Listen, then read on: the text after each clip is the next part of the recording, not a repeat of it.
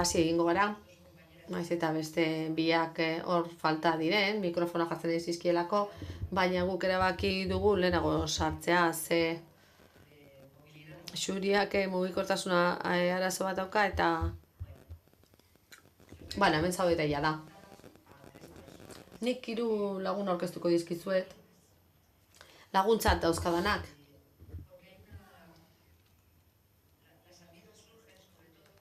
Ze lagun egiten gara, ordu asko elkarrekin pasatzen dugunean, eta guk hori egin dugu elkarrizketa sozialaren mailan, ez?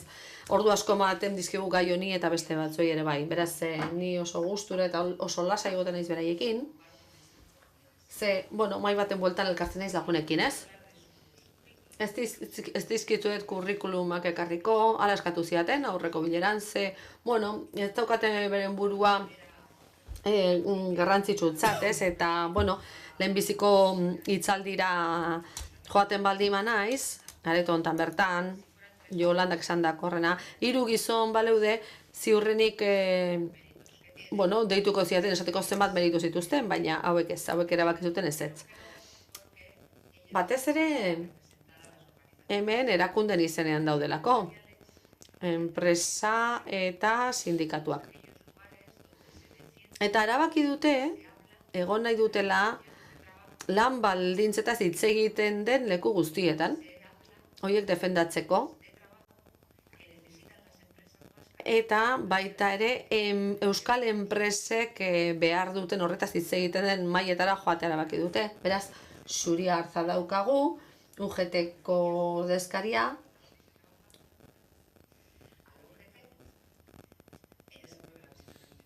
Bai, izen aldatu diozu, ez da? Azkeneko kongresuan, ez, aurrekoan, tira.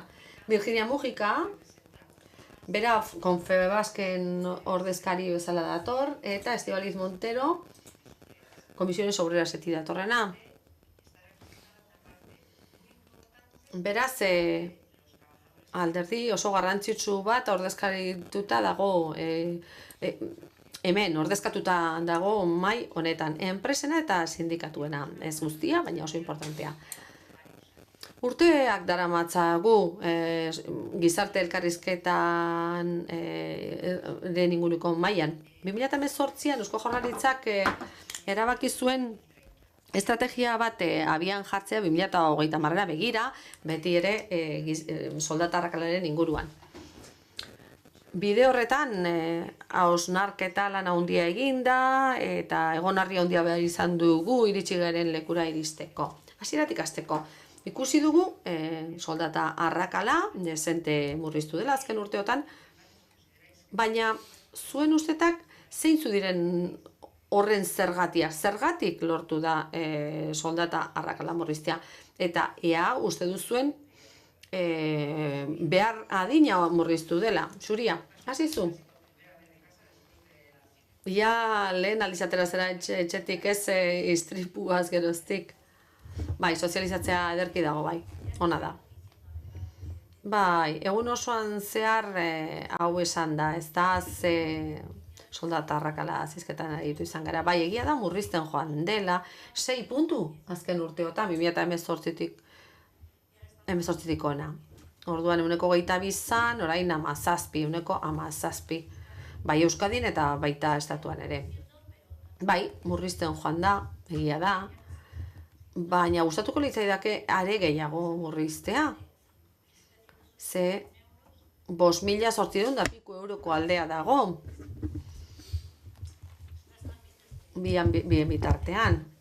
UGT-tik eta UGT-tik Euskadik beti kanpaina bat egiten dugu, jo trabajo gratis izenekoa, nik doan lan egiten dut, eta orduan, kalkulo bat egiten dugu, begira, nik hainbeste lan egiten dut doainik, alderatzen baldin badut batzun da besteen. Aurten, 32 egunekoa da alde hori. Hilabete bat beraz. Doan, kasu honetan, alde hori dela. Eta ze faktorek eragin dute? Bai, horiek eraipatu dira goizean zehar. Politika publikoak, gizarte elkarrizketatik sortutakoak, estatu mailan, gutxieneko soldata 154 igo da, eta horrek esan nahi du, bueno, emakume askok jasotzen dutela gainera gutxieneko soldata hori, eta horri esker, murriztu egiten da arrakala. Gero kontratuen aldaketa ere garrantzitsua izan da, ezin dituzu aldi baterako kontratuak nahi aina kateatu, ez? Horrek antzinatasuna ere ematen dizu eta horrela ere igotzen dira soldatak. Eta gero berdintasun planak, soldaten inguruko auditoriak, soldaten inguruko gardentasuna, enpresen baitan. 902 errege dekretua ere aipatu dugu, horrek ere izan du bere garrantzia. Bueno, argi dago neurri horiek guztiak enpresa guztiek eduki behar dituztela. Erregistro retributiboak izan behar dituzte, sexuen arabera antolatuak, eta hor soldata komplementuak edo osagarriak kontuan hartu behar dira. Edo agertu behar dute, askotan, enpresetan ez dute, aizu, nire enpresan ez dago arrakalarik, denok berdin kobratzen dugu, bueno, argi legoke ez, hori taula batean balego, bai, baina osagarrek hor daude, eta hor bai ikusten da, aldea. Penosidad, turnicidad, horrelako espainerako terminoak ez da, hoien arabera. Zergatik ez eduki osagarri bat adibidez? Zaintza lanak egiten duzten emakume hoientzako, aurra, gurasoak, adinekoak eta bar, horiek ez dira baloratzen. Beraz, lanpostuen balorazioa oso garrantzitsua da. Emakumeok lan egiten dugun sektorio baloratzea, auditoria horiek egitea, bete behar horiek txertatzen joan dira araudian eta legean. Erretiro garaian ere ematen da arrakala. Ibilbide profesional osoan ikusten dugu beraz arrakala hori. Baita erretiroan ere. Hor ere pixka bat murriztu da aldea, adibidez sarbidea ukitzea erretiro sari horri, dagokionez, zergatik orain ja ez dire, bueno, aldi baterakotasun hori edo partzialtasun hori ez dalako hainbesteinekoa, eta bar. Beraz, bueno, horiek guztiak gertatu dira, baita aipatu dudan bezala, baita politika publikoak ere, hor adostasun bat egon delako baita ere eragile sozialen artean, ezinbesteko jotzen ditugu. Aurrera egin da, beraz, legearen aldetik, berdintasun legal hori edo legearen berdintasun horrek benetako izan behar du. Eta patronalak nola ikusten du hori? Zeintzuk izan dira faktoreak arrakala murrizteko? Bide honetik goaz, ala zerbait aldatu behar da? Zehatzago hitz egingo dut, gaia garrantzitsua da eta larria da.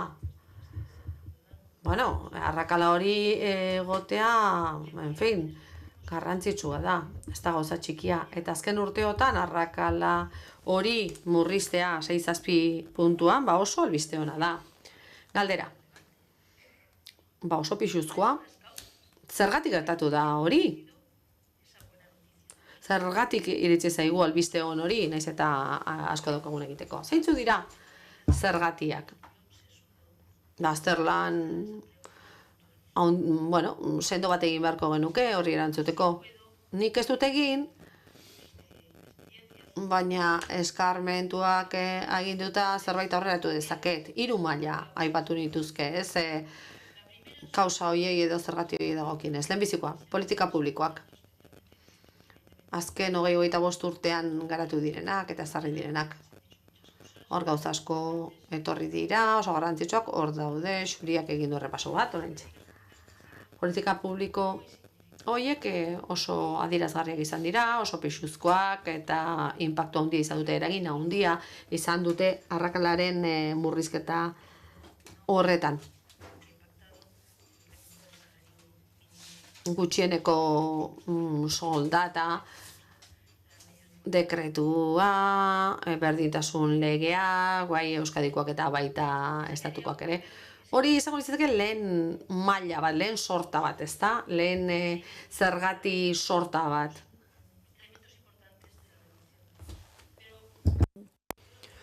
Baina, bueno, nik referentzia egin nahi diot beste bati, eta zera da, koiunture bat dagoela. Hazkunde fase ekonomiko batean gaude, eta horrek eragina dauka, nik uste dut. Bueno, nik uste dut ez, horrek aukerak sortzen ditu. Eta seguruenik eragin bat du murrizketa horretan. Horrek bere alde negatibo eta positiboa du. Hori, bikaina da, koiuntura positiboa denean, baina tira, momenturen batean baliteke honek hainbeste abantaia ez izatea. Prozesu ezain positibo batean gaudenean, gure kontra jar daiteke, hori ere kontuan hartu beharreko zerbait da. Hirugarren maila bat ere badago. Eta uste dut bereziki esanguratsua dela. Beste biak baita oso garrantzitsuak dira, baina hau azpimarratuko nuke, hirugarren hau. Badagoela intzidentzia gehiago bereziki emakumeen kasuan. Azken 25 urte hauetan, kontzientziazio gehiago dago emakumeetan, jakiteko nola egon behar garen esparru publikoan emakume gisa. Eta horrek gogoeta berezia eskatzen du. Adibide bat jarri nahi dut. Gure ikuspegian, gauza zehatz asko aldatu dira, 80. hamarkadan, 80ko hamarkadan, bazegoen oso ezaguna zen zerbait. Kontziliazioaren kontua, ezta? Eta, baldintzak aldarrikatzea. Eta hori oso logikoa zen. Aldarrikatzen zena zen, emakumeen aldetik, eskubidea geneukala, ezin geniola eskubide horri uko egin, eta ni garai hartan zaintzan sartuta nengoen, eta nik pentsatzen nuen honek ez du eragina izango negan, kontzientziazioarenak egia esan pizkat urduritzen nau. Gaur egun koerantzukizuna hitz egiten da gehiago. Izan ere, denok badakigu orain kontziliazioaren kontua koerantzukizuna batez etorri behar dela eskutik. Bestela, eragina izango du gugan. Adibide bat jartzearren, denok bizi izan dugu, bai gizon eta bai emakume. Badago hirugarren maila bat kausei dagokionez, eta hori da ikuspegi ezberdinena, emakumeona eta gizakiena. Eta gizonena, hobeto esan da. Eskerrik asko, Estibaliz, zeintzuk uste duzu direla kausa nagusiak?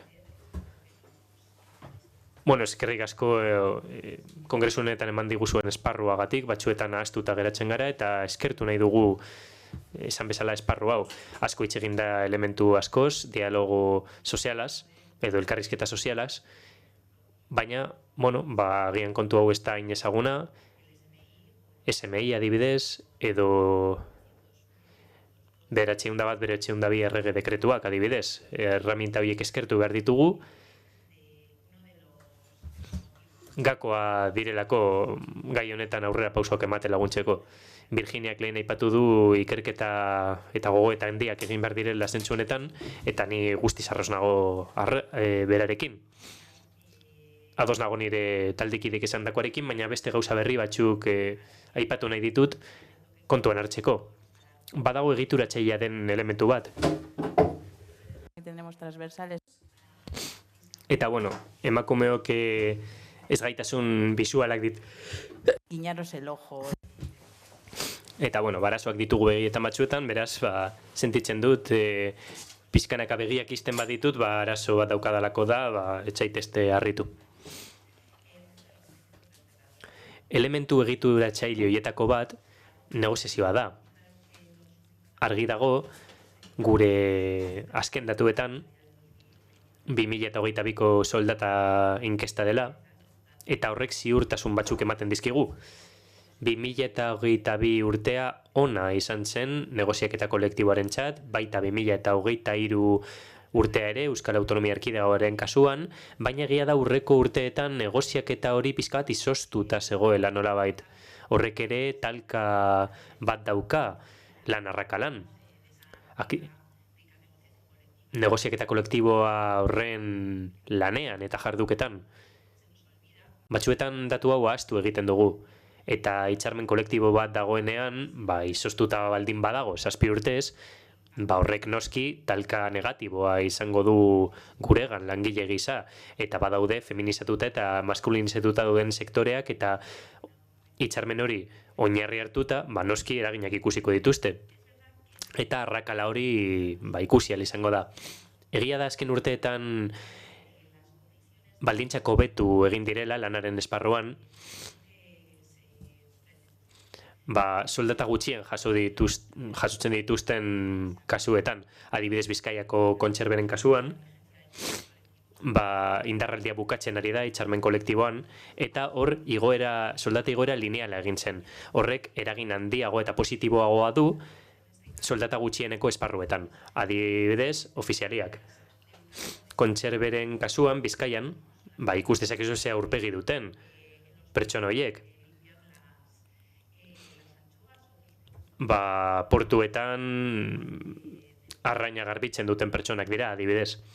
Hori ere pertsona horiek kontuan hartu behar dira. Pentsatzerakoan zeintzuk izan daitezken hipotesi horiek.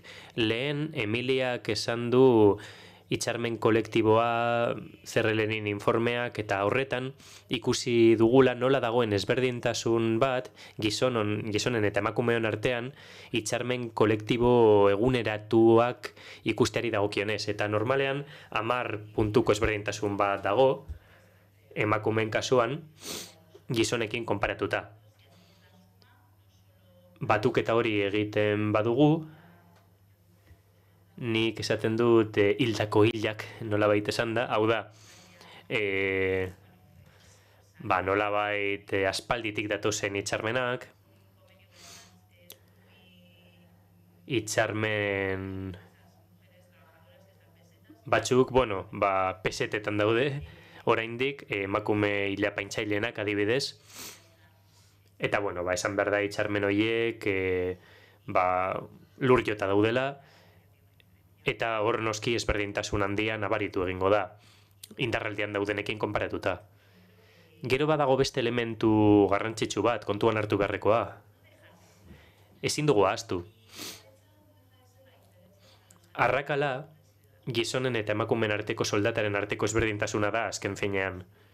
Eta arrakala murrizteak ez du esan nahi mezu positibo bat eman behar denik. Hau da, langileen lan baldintzak txarragotzen badira, hori ez da berri ona izango gizartearentzat.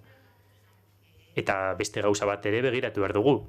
Gu, Euskal Autonomia Erkidegoak, ditugu estatu osoko soldatarik altuenak. Eta azken inkestan ikusi dugu nola devaluazioen eoleko tasak aurreko urtearekin konparatuta bataz bestekoa 4 puntukoa dela. 4,4 puntu egin dugu gora eta gizonek 4,1 puntu. Euskal Autonomia Erkidegoari begiratu bat ematen badiogu, ikusiko dugu bigarren komunitate erkidegoa izango litzatekeela Madril. Han, variazio tasa 5,8 puntukoa da. Hau da, puntu bateko ezberdintasuna dago, gutxi iruditu alzaigu, baina kontuan hartu beharrekoa dugu. Ikusten dugu nola gure kapasitatea edo gure soldata ahalmena gutxitzen ari den. Eta beste gauzak nire lankide komentatu dituzte, beraz nire aldetik beste zer gehiagorik ez. Orduan, goizean zehar esan dena kontuan hartzen badugu da, emakume gutxiago lan egiten dugula, partzialtasuna dagoela, eta sektore feminizatu batzuetan gaudela, eta esain beste batzuetan. Hau noski asko laburbeltzea da, gizonak eta emakumeak daudelako sektore guztietan, baina argi dago sektore batzuetan gu emakumeok kontzentratuta gaudela, eta sektore horiek feminizatuago daudela. Kasu askotan, partzialtasun tasa gehiago dauden sektorekin kointziditzen dute. Zer egingo dugu hori konpontzeko? Kointziditzen dute negoziazio kolektibo baxuagoa duten sektoreekin, eta orduan, hor lan asko dugu egiteke. Etorkizunari buruz hitz egingo dugu orain. Zer egin behar da negoziaketa kolektibo hori sektore guztietara iristeko? Maria Angeles lankideak lehen esan du kontuz. Berdintasun planei buruz asko hitz egiten dugu eta hoiek eragina dute langile portzentai oso baxu batean. Enpresa txiki eta ertainetan eragina ez dutelako eta hoiek gure gizartearen gakoa direlako enpresaren arloan. Orduan, sektorekako negoziak eta kolektibo bat behar dugu. Baina zer behar da hori posible izateko? Tira, zeunden zu lehenengoa, hasizuk. Bai, faktorei buruz hitz egiten denean, lan arrakala hau deskribatzeko, zer gertatzen da? Lehen hitz egin dugu soldata komplementuei buruz. Niretzat badago oso garrantzitsua den gauza bat. Ez dakit polemikoa izan daitekeen, baina lanpostuen balorazioa da. Garrantzitsua da sailkapen profesionalak aipatzea. Lan berdintasunak, berdintasun planak hartu behar ditu kontuan, halako gauzak aipatu ditugu gaur goizean, baina garrantzitsua da berdintasuna hitzarmen kolektiboetatik abiatzea. Hori ezinbestekoa iruditzen zait. Batez ere, sailkapen profesional asko ditugulako, urtetan zehar egin izan ditugulako, eta soldaten komplementuak ezberdindu behar direlako, lanak baloratu behar direlako, komplementazio horien bitartez emakumeon kasuan, lan horiek ordaindu egin behar direlako eta ezin direlako prekarioak izan. Lan horiek ezin dira denbora partzialeko lanak izan, esan duzun bezala, Elena, eta badago lotura bat horrekin baita. Emakumeok bagaude kontzentratuta sektore jakin batzuetan, eta sektore horietan partzialtasun gehiena kontzentratzen da. Urtero, otsaila inguruan, soldata berdintasunaren egunean, txostenak egiten ditugu hau guztia ikusteko eta eragina duten faktoreak aztertzeko. Eta hortxe ikusi genuen, zeintzuk diren sektoreiek, genekien, baina ikusi genuen, merkataritza, pertsonen zaintza, etxe zerbitzua, ostalaritza, osasun zerbitzuak, zerbitzu sozialak, eta kudeaketa edo administrazio lanetan ere. Hor, badago partzialtasun gehiena. Beraz, eragina izatea, politika publiko hauen bitartez, ezinbestekoa da. Baina baita hitzarmen kolektiboaren bitartez. Negoziaketa kolektiboa bultzatuz. Gu hor egon behar gara, hori da gure errola. Komentatu egin da lehen, Maria Angeles ikuste dut esan duela, historikoki negoziaketa hori egin dutenak gizonak izan dira. Beraz, enpresaren aldetik eta sindikatuaren partetik emakumeok ere bi aldeetan egon behar dugu. Askotan, negoziatxerako orduan, jardunaldia eta soldata hartu dira kontuan. Beste gai batzuk, adibidez berdintasuna eta kontziliazioa, alde batera utzi dira. Virginia, zuk aipatu duzu kontziliazioa. Eta horretan, esan behar da, baimen igualitarioak eman behar direla. Gizon eta emakumearen arteko emakume horretan, eta, badira gai sozial garrantzitsuak eta araudien bitartez, langileen estatustua adibidez, hor eragina izaten az gaitezke, nola, negoziaketa kolektiboaren bitartez, eta neurriak hartu behar ditugu kontuan, segurtasunaren arloan, berdintasunaren arloan, lan arrakala hori murriztu ahal izateko. Sailkapen profesional horretan murgildu behar gara, eta hori da gure lana. Xuria, baina bi hori egingo dizuet galdera bat. Sailkapen profesional horiek ez dituzte politika publiko jartzen, hitzarmen kolektibo jartzen dituzte, ezta? Hori da, Beraz, Estibaliz, zein zailtasun dituzue aldaketa horiek gertatu ahal izateko. Izan ere ikusi ditugu oztopoak gertatzen daudela, hitzarmen kolektiboak ikusten ditugunean, aztertzen ditugunean, ikusten dugu oraindik sailkapen pixka bat, nolabait, hor utxiko dugu, ezta, baina polemikoa da. Aldaketak beti dira zailak, egia da Bizkaian hitzarmenan arazoak izan ditugula, uste dut, Bizkaiko metalaren arloan listeroak egon direla, eta egia da negoziaketa kolektiboetan, urteko lege batetik jaiotzen direla, eta hor, familiako buruarentzat pentsatuta daudela, eta familia buru hori gizona zen, eta hortik aurrera, 60 urte eta piko pasatu dira, eta esan behar da oraindik lan handia dagoela egiteke, eta gure lana da hori egitea oso zaila da, zerbait oso zugurra izan behar du, eta nola esan, honek aurrera egiteko gogoa behar da. Konpromisu sendoa eta partekatua izan behar dugu, gauza asko egin behar dugu, egiten ari diren lanpostuen balorazioak oso baliotsuak direlako, baina hori hitzarmen kolektiboetan sartzen ez badugu, zaila izango da aurrera pausoak eman alizatea. Virginia, tira, neskak, elefantea gelan dago, eta badaude biok denok ezagutzen ditugun bi kausa. Bata, negoziazioa gizonek protagonizatzen dutela, eta bi, hori subjektuari dagokionez, eta objektua ireki behar dela sailkapen profesionala, eta hori polemikoa dela.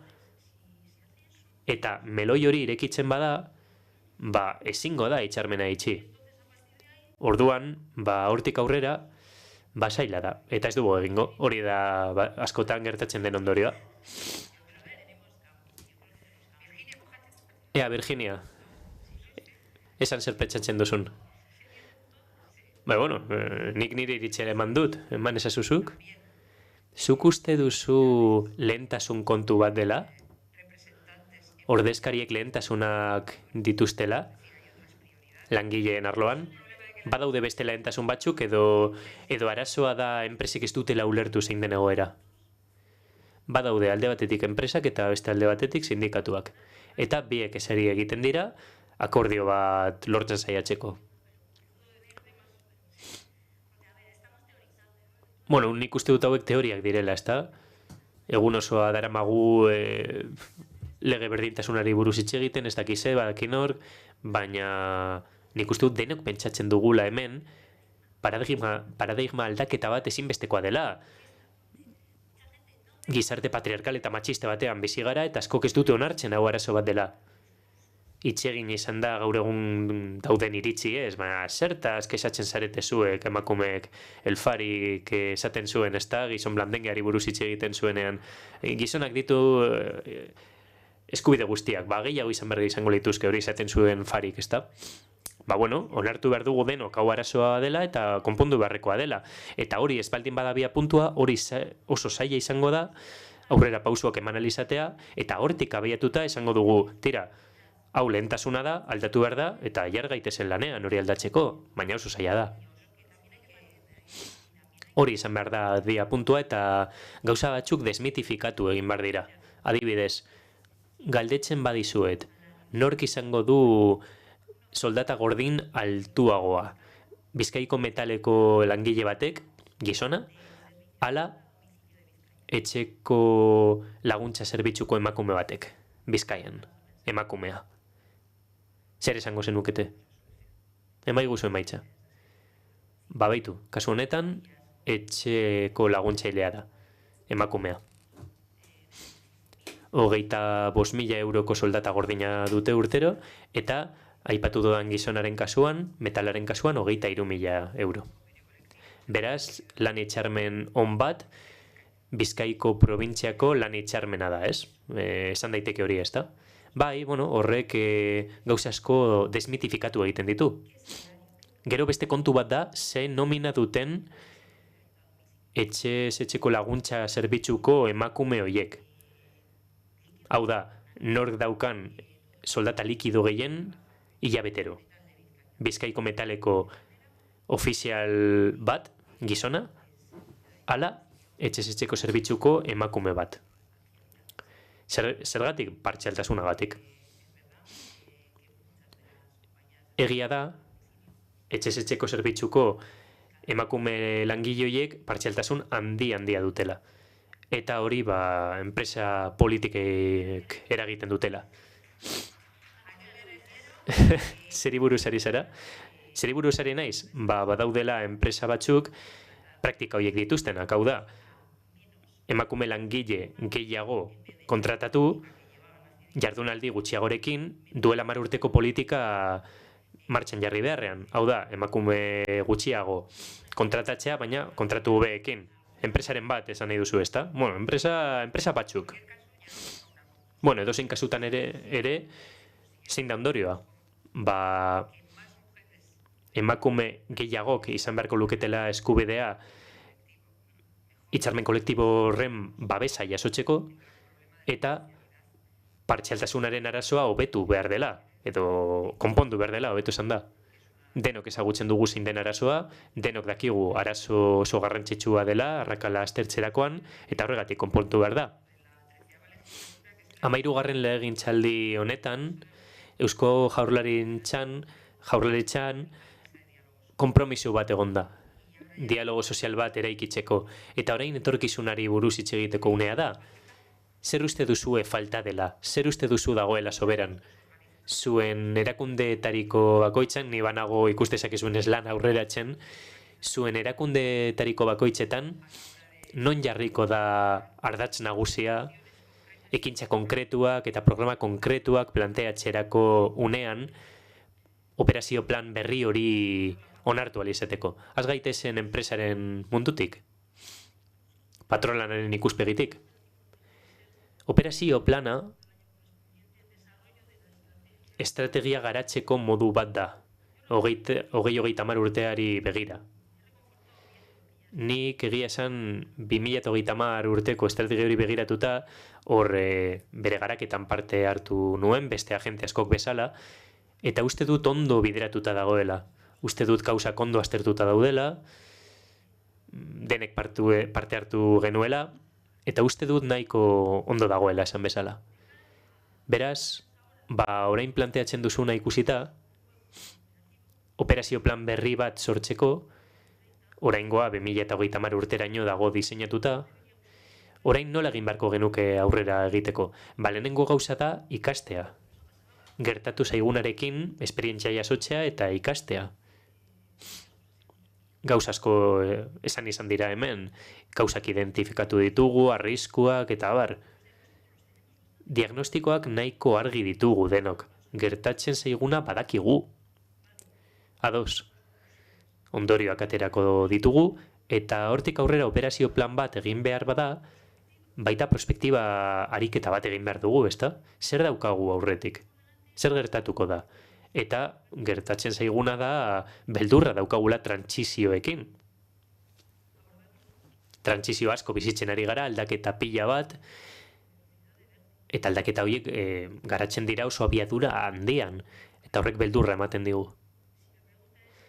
Galdera baldin bada zein ekintza mota sartuko genituzkeen operazio plan horretan, esan dudanaren ostean, esperientzia hartuta eta izango ditugun erronkak kontuan hartuta, nik esango nuke lehenik eta behin, kontuz zahartze prozesuarekin, kontuz zahartzearen arriskuarekin. Zaintzak gai honekin lotura asko dauka. Errealitate horrek gure publikoan erantzun bikaina sortuko du. Errealitate horrek tentsioa sortuko du babes sistemetan. Eta hori primerako izango da. Gerta diteke, eta hau arrisku bat da, berriro emakume hori begiratzea arazo hori konpontzen saiatzeko kontuz honekin, Horrek suposatuko duen gastua eutsi behar izango da. Tentazio handia egon ahal izango da gai honetan. Zaintzaren kontuan, arazoak egoteko. Hori izango da momentua, guztiok argi izateko, zer behar dugun erronka horri aurre egiteko. Arazo hau konpondu behar da, eta horretarako zaintza politika publikoetan inbertitu behar izango dugu. Bestalde, banaketa bat egin beharko da lan hau aurrera ateratzeko. Eta hau, argi baldin badugu, emakumeoi errua botatzeko arrisku hori ezabatu ahal izango dugu.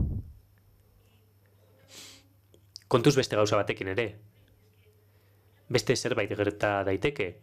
Zaintzaren sektorea lan aukera sektore bat ere bada. Esaten dut kontuz galdera ikurrekin, Baina, bueno, egia da hori. Ezin da okurri, ezin da gertatu aipatu izan ditugun arazoak. Badago planteatuko nukeen bigarren gai bat. Badaukagu beste erronka bat. Digitalizazioarena, hain zuzen ere. Digitalizazioak irensten ari gaitu. Itotzen ari gaitu. Gaur goizean oso ondo azaldu digute, gaur egun sesgo asko daudela, horrek eragina duela guregan, eta, bueno, emakume hoi digitalizazioaren kontuak ez da gehienen ekartzen gaituena. Baina hor dago etorkizuna. Digitalizazioa barne hartzen ez badugu, emakumeok atxean gelditzeko arriskua sufrituko dugu. Digitalizazioa abiadura bizian doa. Eta formakuntza bat eskatzen du horrek. Emakumeok ez badugu formakuntza hori aukeratzen, barazo bat izango dugu. Eta beti etengabeko formakuntza bat eskatzen digu. Zaintzaren eremuan bagaude, beti etengabe formakuntza batean egon beharko dugu. Hirugarren puntu garrantzitsu bat, gaur goizean esan da, gaur hemen emakumeak baino ez ditut ikusten. Ia. Uste dut badela garaia, eta ez dakit nola, baina operazio plan horietan badela garaia gizonak barne hartzeko. Argi dago, teoria primeran dakigu. Urte asko daramatzagu honi buruz hitz egiten eta gu sufritzen. Orduan, hau aldatu behar da. Sektorializazioa edo partzializazioa ezberdindu izan dira. Operazio plan horretan bi kausa egongo dira. Sektorialitate eta partzialtasuna. Bai, hori ondo dago. Hori badakigu eta hor ardatza jartzea ez dago gaizki. Analizatu behar ditugu egoerak eta, arrakala sortzearen arazoak bi horiek dira nagusiki. Baina nik esango nuke arrakala ondorio bat dela. Zeren ondorioa? Oztopo lasterketa batena. Jolandak gaur goizean azaldu digu arazoak ditugula emakumeok jaiotzen garenetik. Egia da sektorializazioa eta partzialtasuna arazoa direla eta horrek markatzen duela lan arrakala. Baina erantzun horretatik kanpo joan nahi dut. Lan arrakala ia jaiotzen garenetik hasten da. Jostailu mota bat inposatzen digutenetik. Jokabide konkretuak inposatzen dizkigutenetik. Edo formakuntza mota konkretuak aukeratzen ditugunean, eta hori ez da formakuntza digitala izango, azkenean horrek sektore konkretuetara eramaten gaitu, sektore horietan gutxiago kobratzen dugu, eta azkenean kontziliazioa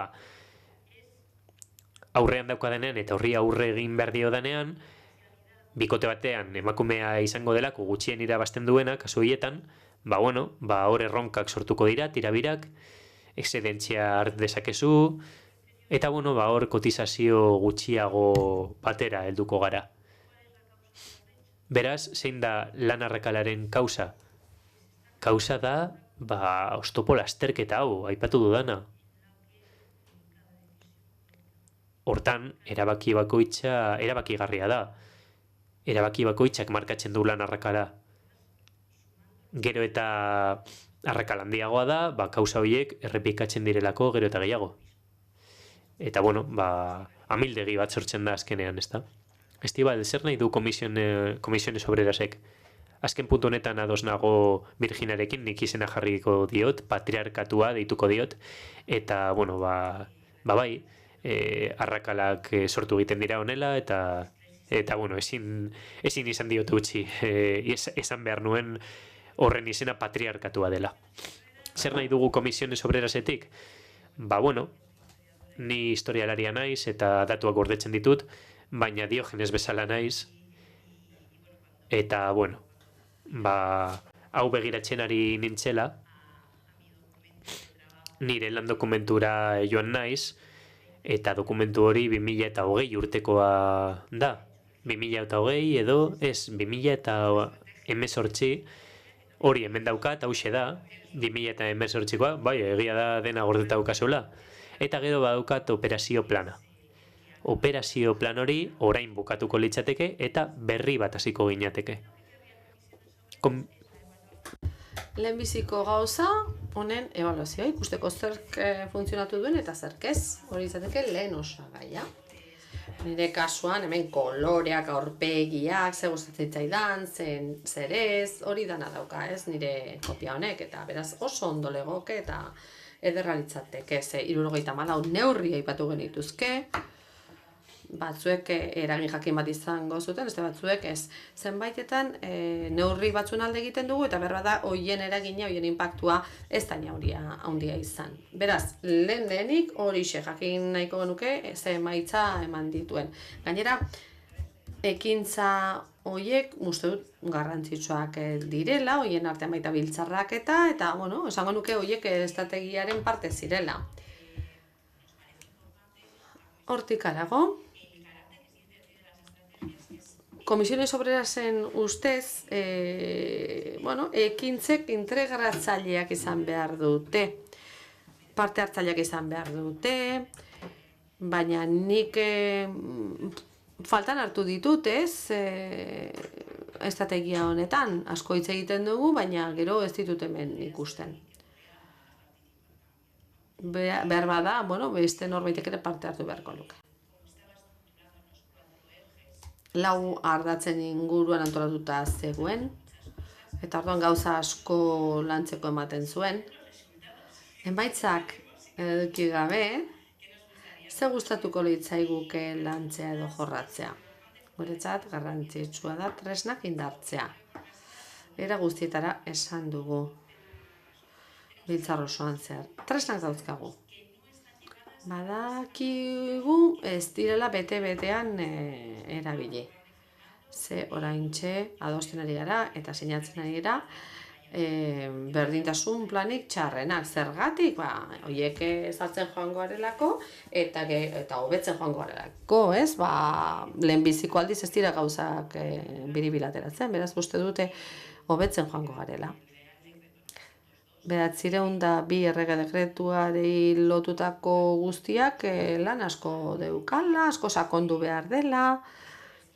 Eta nork esan zuen, baina guk prestakuntza asko egin ditugu, baina konplexua da. Ez ezaguna da, eta denok ikasten ari gara. Hau prozesu kolektibo bat da.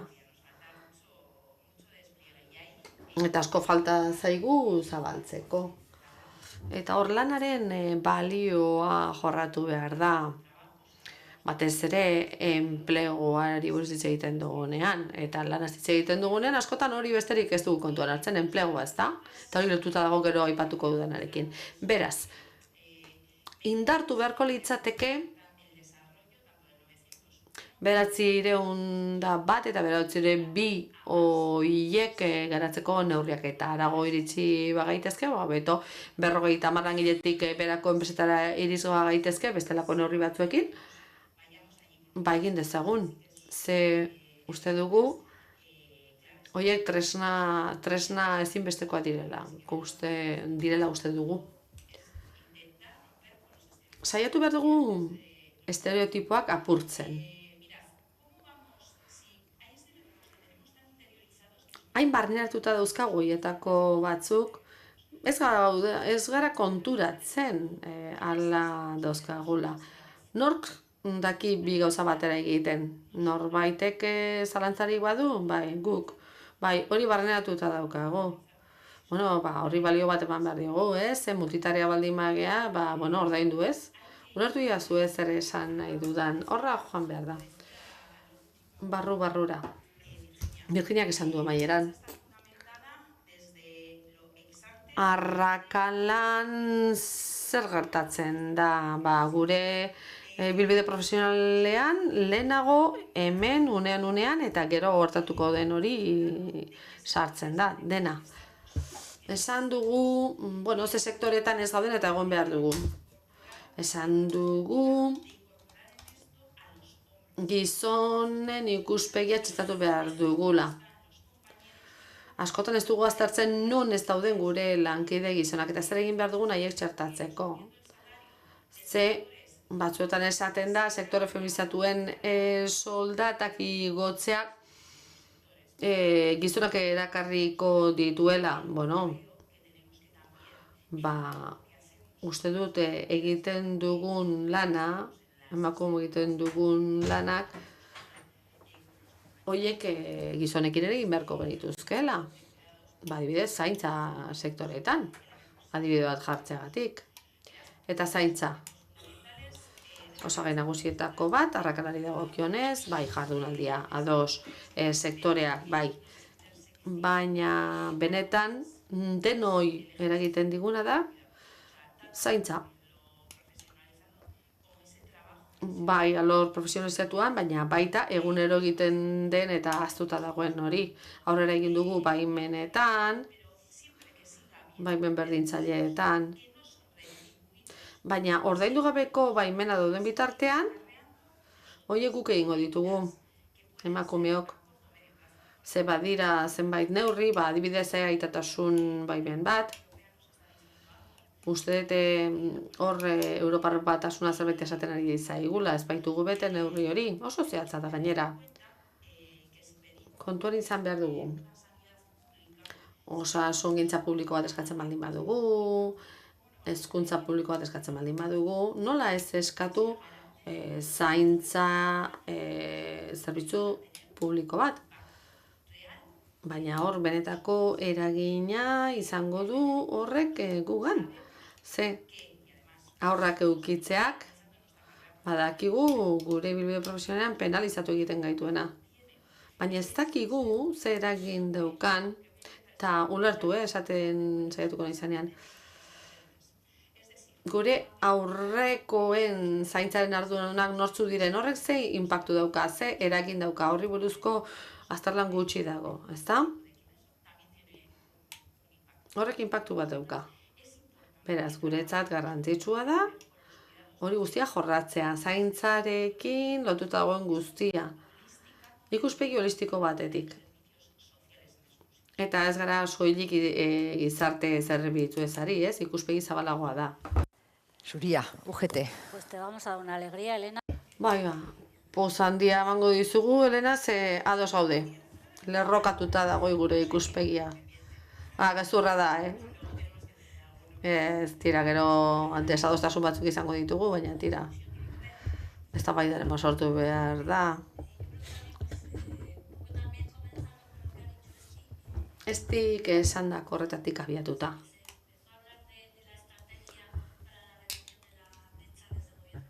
Arrakala murrizteko estrategia horretaz hizketan hasi ginenetik ikusi genuen nola arazo konplexu bat zegoen egiturazkoa, faktore asko zeuzkanak oinarrian, eta horrek esan nahi du departamentu eta sail ezberdinak parte hartu behar dutela erantzunetan, gobernu osoak lerrokatuta egon behar du, ados egon behar du, arrakala hori murrizteko lan egin behar dugula esaterakoan. Alegia, implikatuta dauden eragile guztiek ados egon behar dute, eta implikatu behar dute. Bestalde, estrategiak, planak, horien guztien jarraipen bat egin behar da, eta ebaluatu egin behar dira horien guztiak. Garrantzitsua baita ikustea zen neurrik funtzionatu duten, eta zenbatetan gehiago sakondu behar dugun, beste batzuk beharrezkoak ote ziren, hori ere garrantzitsua dela uste dugu. Eta gauza zehatzetara joan da, ardatzei erreparatuta. Uste dugu, orain arte aipatu den hori, Virginiak eta Estibalizek esan duten hori. Politika publikoen arabera jokatzea, enpleguaren gainekoak, kalitatezko enpleguaren gainekoak, prekaritatea ezabatzeko edo non, historikoki emakumeak egon diren segregazio okupazionalaren gainean lan egin, bai horizontal eta baita vertikala ere, lan merkaturako sarbidea, promozioak, lantzea, nola egiten den hori guztia. Eta gero, bueno, pues, familia ardurak banatzea. Zaintza aintzatetsi egin behar da, etxean egiten den lan hori, ordaindu gabe egiten denean, nork egiten duen eta nola ikusten dugun hori.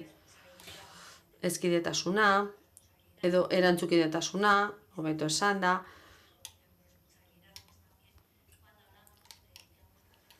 biek, aita amak edo parte hartzea zaintzan. Gero emakumeen lanaren valorizazioa, benetan balio bat ematea, gaitasunei, ardurei eta gaitasunei. Eta hori soldata osagarri batzuetan zehaztea. Hortik ere etorriko dalako arrakala murriztea. Gero, baliabideak. Ze araudi berriak etorri dira, berdintasun legala edo legezko berdintasuna hor dago, baina sindikatuei dagokienez, bueno, bete behar bat eman zaigu, langileak ordezkatzeko, baina uste dute horretarako baliabideak behar direla, baita lan ikuskaritzaren aldetik ere. Ze enpresek eduki behar dituzte erantzukizunak edo bete beharrak, planak, auditoriak, erregistroak hori guzti egiteko. Baina, gainera, horren atzean, zehapen batzuk egon behar dute. Elukela izan behar, baina horrela ikasten da, zenbaitetan. Mundu ideal batean, esango genuke, benetazko berdintasun plan bat nahi dugu, baina benetan berdintasunan lortzeko, eta ez lizitazioetan sartzeko, edo diru laguntzetara sarbidea izateko. Ez, nik uste sinetsi egin behar dugula, ez? Eta estrategiaren bidez, hitzarmen kolektiboari ekitea, gizarte elkarrizketaren kontua, garrantzitsua da, eta guztia indartu. Sistema publikoa indartu arlo guztietan. Hezkuntzan, adibidez, heziketa inklusiboak duen garrantzia, txikitandik rolak aldatzen saiatu, zenbait prestakuntza erakargarriak egitea, eta ez hainbeste mutil edo neskei bideratu. Maila horretan garrantzitsua da heziketa, baina baita enpresetan ere, ze helduok ere prestakuntza bat behar dugu alde horretatik. Eta zenbaitetan ordutegien realizazioa dela eta, ez dugu egiten, ez da? Baina uste dute sentsibilizazio horretan, prestakuntza horretan eragin behar dugula enpresetan. Eta aipatu dena, kontziliazioaren garrantzia. Ordaindutako baimenak. Gizonek ez dituzte hartzen, askotan ez dialako ordaintzen. Eta gero eta berdinduago egon nahi dugu kontziliazioari dagokionez.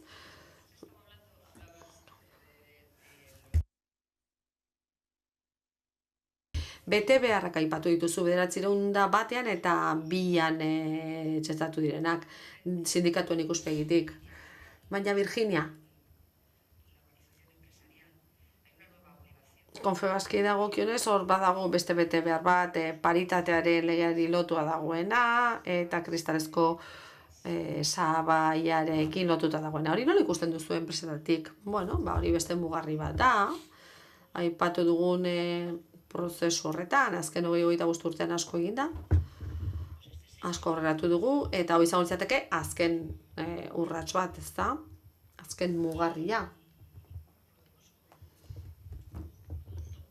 Denok bezala, jakin minez ikusten dugu.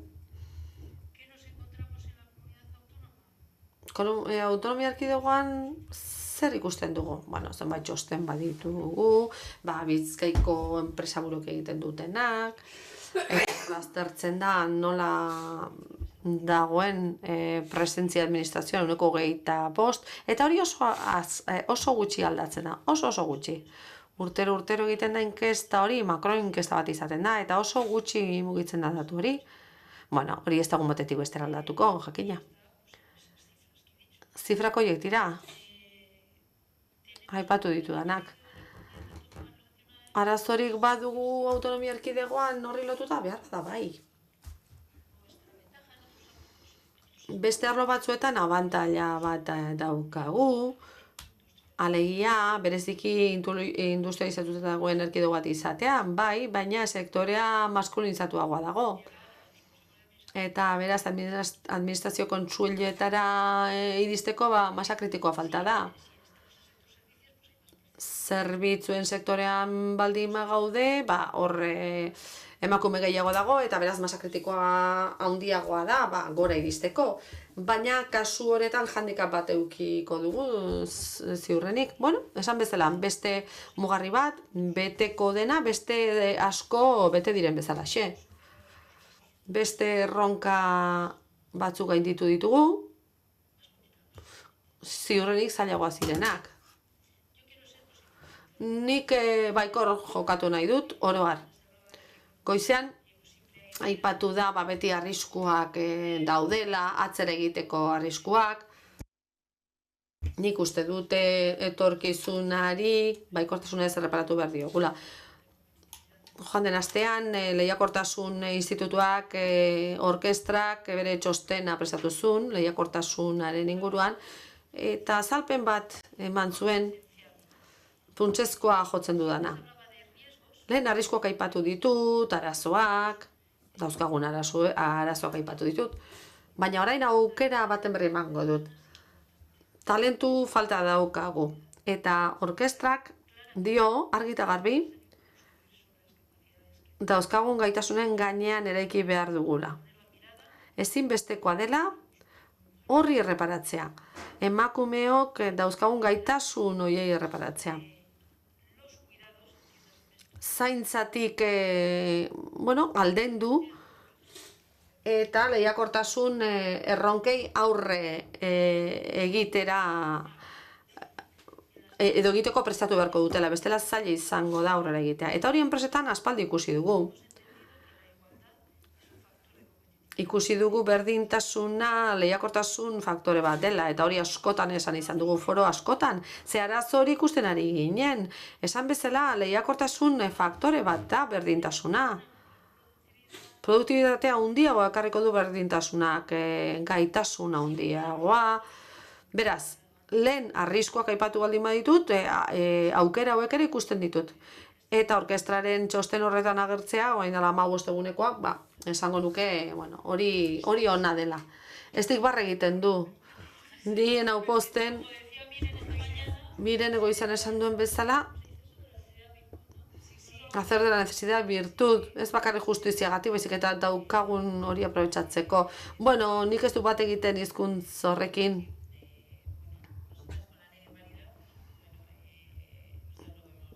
Paritate legea, modu positiboan ikusten dugu, baina gure ustez horrek ez dauka izan beharko luken eragina. Ze badakigun nor iritsiko den gerente izatera guretzako, erdi pareko arduradunak daukate garrantzia, ez? Hor kontuan hartu behar ditugu kristalezko sabaiak, ze horra iritsi gaitezke gehienok, langile gehienok. Esango nuke errazagoa dela administrazio kontseiluetara iristea edo gerente izatera, beste horiek arduradun ertain horretara iristea baino. Osakidetzaren kasu hartuko dugu. Berdintasun planerako negoziazioan, eta hemen enpresa publiko bat eta sari gara, eta gehienok emakumea gara. Datok ekarriko dizkitzuet. Asmatu gabe. 2015ko datuak dira. Emakume kopuruak. 27.778, 7.000 eta piku gizon, 35-etik. 27.000 emakume, 7.000 gizon. 3,86 agintari, besterik ez emakumeetan. Gaizki esan dut, edo gaizki azaldu dut.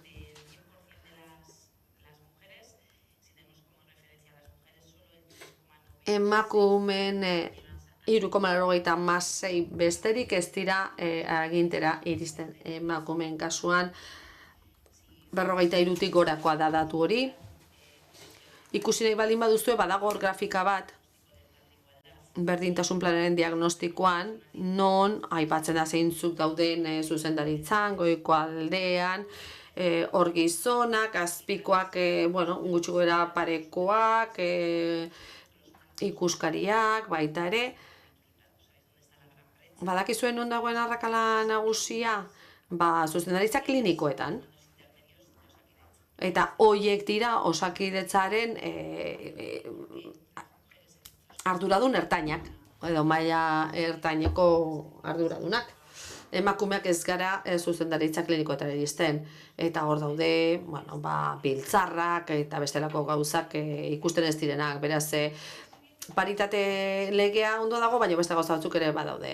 Eta horre, akatsak egin dira lege horretan. Adibidez,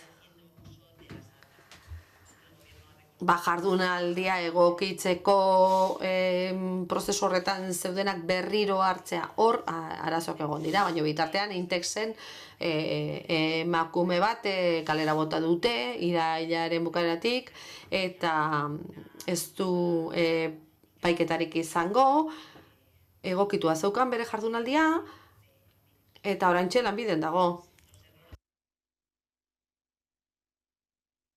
Akats horiek konpondu egin behar dira, ze eragina dute pertsona bizitzarengan. UGT, ideiak ematen ari zarete, etorkizuna begira zer egin daiteken. 6 minutu dauzkagu. Dana zuretzat ez, Si no se aburro. Eskerrak, ze bestela espertuko zaituztet. Ez dik esan duen azkeneko hori. Azkenean, akats horrek izugarrizko garrantzia izan zuen, legearen edukiak baino. Ze aurreko testu bat hartu zen, estatutuaren puntu bat aldatzeko eta akats hori gertatu zen. Baina paritate edo berdintasun legea ari garelarik. Araudi askorekin gertatzen den bezala.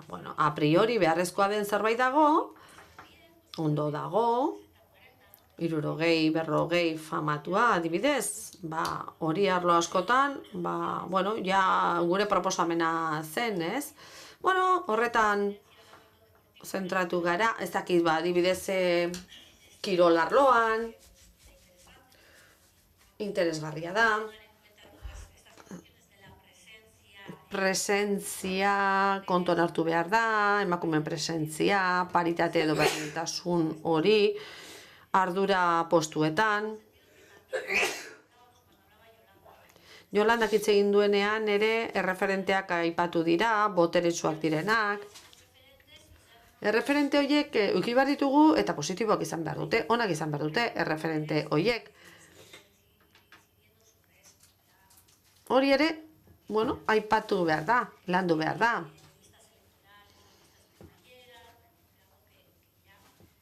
Kremailera zerrendak aipatu dira, hauteskundei begira.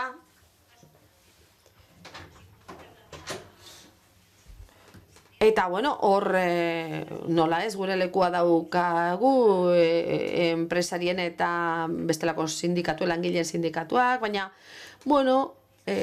beste kontua da, epeak markatzearena. Naiz oso gaiztua izango, eta emango dizuet, bestakit, 25 arte, 28 arte, eta hori ere egiten da. Ez dago gaizki. Ze, araudi horrek lagunduko du berriz ere, baina gustatuko litzaiguke hori ez gertatzea, ez? Osea, naturala izatea, ez? Arlo horietara iristea emakumeok, hori lortu nahi dugu. erakunde ezberdinetan, enpresa ezberdinetan, emakumeen presentzia handia izatea, eta, zuzendaritzetan beren lekua izatea. Aparailu honen arabera 3 minutu dituten norbaitek galdera bat egin nahi die erreferente hauei, 3 erreferente hauei hitzarmen kolektiboaren arloan.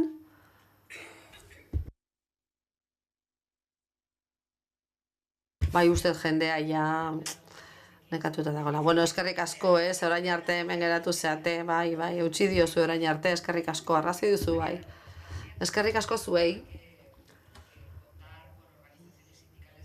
Bueno, sindikatuak eta enpresen elkarteak hemen eukitzea, garrantzitsua da. Emakume guztientzat eta gizon guztientzat ere, bai, berdintasuna zaitu bai gara. Matxismoa txarra da, nik hori askotan esaten dut. Matxismoa oso txarra da guretzat. Baina benetan ze txarra den zuretzat gizonentzat ere. Zegeratzen zaigu eskerrak ematea. Bereziki hemen egontzareten gizonei. Ez da ohikoena izaten, eta beraz oso estimatzekoa da hori horrela izana, baina batez ere zuei eskerrak. Egunero politika publikoen diseinuan eta implementazioan parte hartzen bai duzue egunero, eta horiek komunitate honetako emakumeen bizimodua hobetzen dute, txalo bero bat dira zuentzat.